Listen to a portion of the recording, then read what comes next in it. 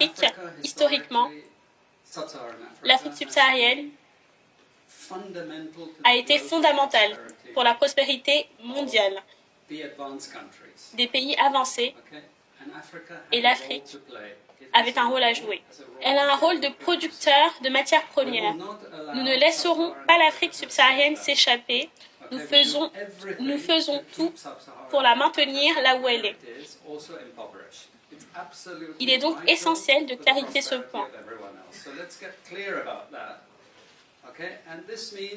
Et cela signifie que toutes les structures économiques, toutes les institutions mondiales et l'économie que nous enseignons à tout le monde sont conçues pour maintenir l'Afrique exactement là où il se trouve. Qu'il s'agisse de l'Europe, des États-Unis ou de la Chine maintenant, nous voulons tous la même chose. Nous avons besoin que l'Afrique reste pauvre parce que nous avons besoin de leurs matières premières et on a besoin de cela moins cher. C'est donc ça le message. Cela ne signifie pas qu'il n'y a rien que les Africains ne puissent faire. Bien sûr qu'ils le peuvent, mais ils font face à ce challenge.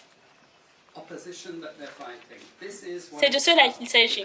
Parce que si l'Afrique décide de faire les choses différemment, je vous assure que le niveau de vie de tous ceux qui vivent en Europe, en Amérique du Nord et en Asie va baisser.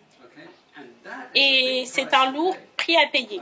Je vous assure que l'Occident ne le permettra pas sans leur faire la guerre.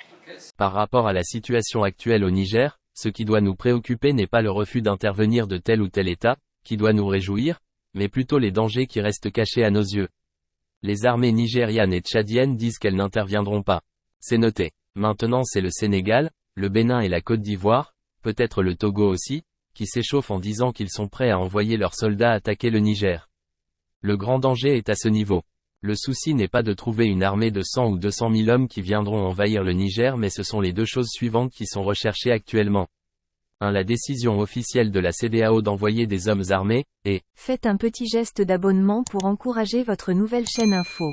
2. Le début d'un semblant intervention sous l'égide de la CEDEAO, même si c'est avec une armée de 500 hommes seulement. La France attend juste ces deux choses pour profiter d'introduire tous les bandits de la sous-région au Niger, dans le seul but de déstabiliser le Niger et la sous-région avec à cause de l'uranium. La France va s'occuper personnellement de financer et fournir tout le matériel de guerre nécessaire à cette intervention militaire. Et en fin de compte, elle entraînera quelques États européens dans cette délire. Possible même de traîner les Américains dans cette guerre colonialiste. Car c'est une guerre de la France pour l'uranium et non une guerre de la CEDEAO pour la démocratie ou libération de Bazoum. En Europe, la France a perdu le gaz de la Russie, perdu le blé de l'Ukraine et maintenant elle perd le vol de uranium du Niger, donc elle se sent complètement morte. Voilà pourquoi elle refuse de mourir seule. Elle crie démocratie mais en réalité c'est l'uranium en fond sonore.